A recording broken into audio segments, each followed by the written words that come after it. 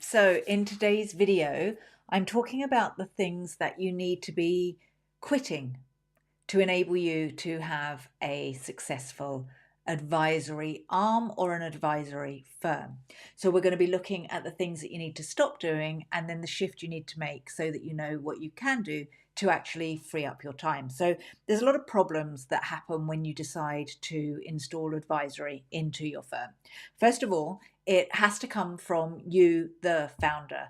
The clients that I tend to work with, all of their experience, their education, who they are, the essence of them, that's what makes up the advisory offer.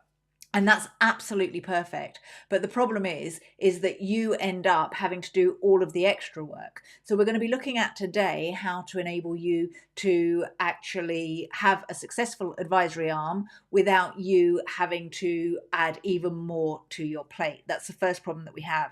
The second one comes around actually having the right price for your advisory. So we're going to be looking at what you can quit so that you can actually charge the right amount for your advisory services. And the third one is that you've already added advisory, but you're giving it away for free. So we need to have a look at how we can overcome that as well. So there's 5 things that I'm going to be sharing with you today of what you need to quit to enable you to have a successful advisory arm. And I would say many of you are dabbling in advisory already. So you're struggling and you're frustrated because you thought it was the holy grail because people like myself are out there saying advisory is the answer, but you've got to do it in a certain way. So I'm going to talk to you about that today.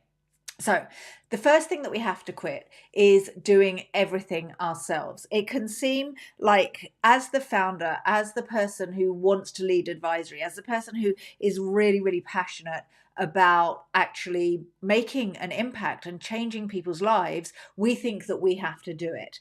But actually what we need to do is enable our clients to implement themselves so you don't actually have to do the work. So we've got to stop using our hands and start giving advice, but enabling our clients to do it themselves. If we get our team to do advisory, we need to build a system around that so that you aren't having to do all of the advisory work if you do have a team.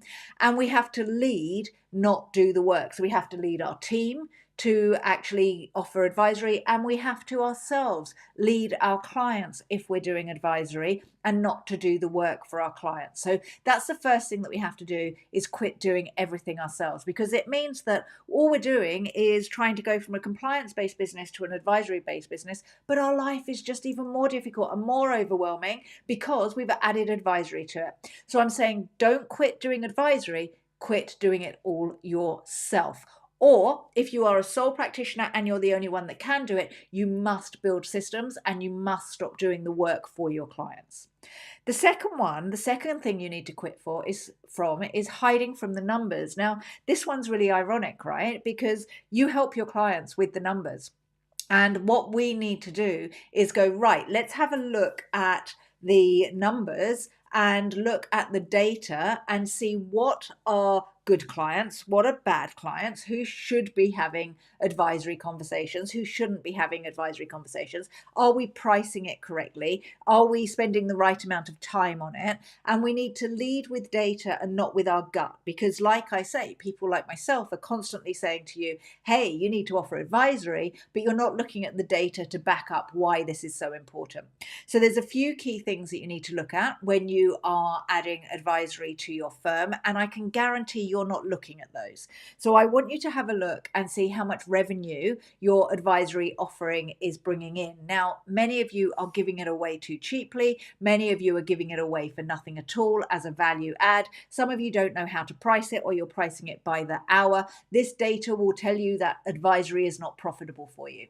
So you need to analyze the data. You need to look in your profit and loss, your advisory, how much you are spending. You need to be pulling it out as a separate item in your Xero account so that you know that advisory is bringing in this amount. You need to know how much you are spending to deliver advisory. You need to know what your costs are. I'm teaching you to suck eggs, but so many of you aren't breaking it out and pricing it as a separate thing to see the amount of profit, because When it's done well, advisory can be 70, 80, 90% profit. But when it's done badly, it gets put into your compliance work and you can't see the value of it yourself. So it's very important that we look at the data and we don't go with our gut and how successful it is.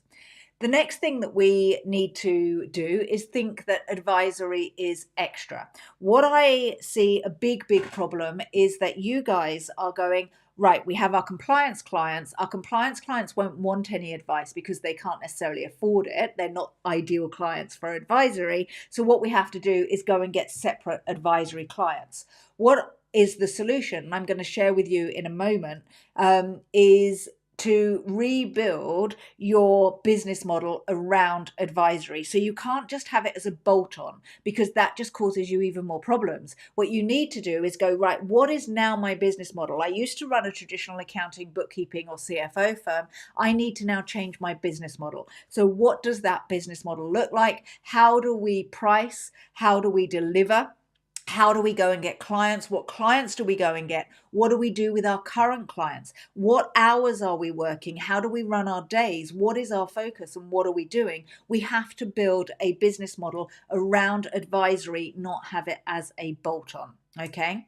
The third one is stop building in a silo. So it's number 4, actually. Stop building in a silo. So you kind of think, oh, I can do all of this myself. I'm going to listen to a few podcasts. I'm going to read a few books and I can do this by myself. But shifting a complete business model is not that easy. Otherwise, everybody would have done it and everyone would be thriving, right?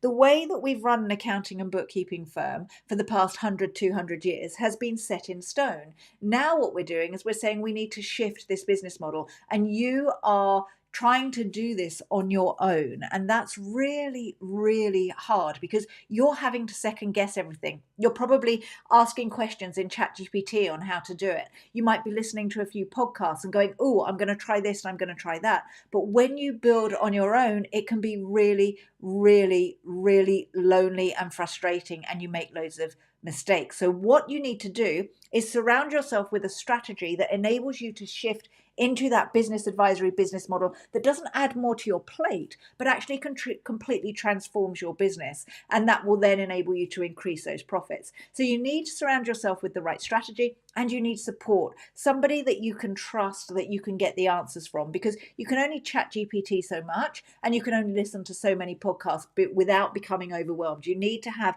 a methodology in place to take you from where you are to where you want to be.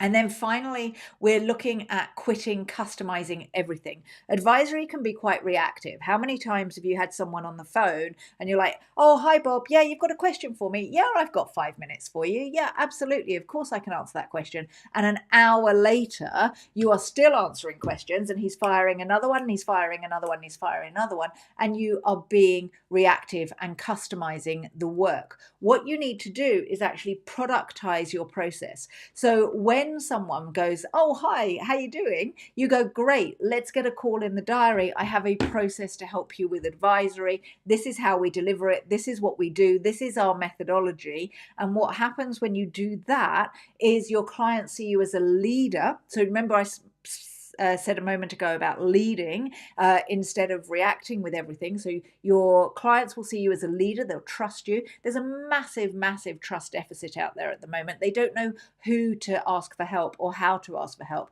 Now, you already have the label to be trusted because you're their accountant. So let's move that into a productized advisory methodology that when someone asks a question, you can then go, hey, we have a method for this. Would you like to have a conversation around it, rather than be giving away your stuff for free? Okay, so that needs to be done. So we shift and we productize your process.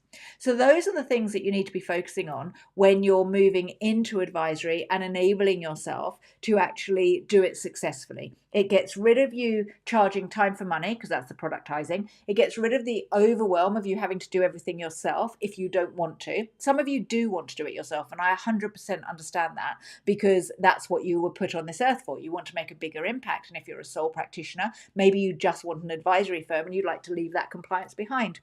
But when you make these 5 shifts, everything changes and life becomes so much easier. So the 5 things that you got to quit. Are you ready? So 1, doing everything yourself. 2, hiding from the numbers. You need to be looking at your numbers. 3, thinking about advisory as being an add-on, as an extra.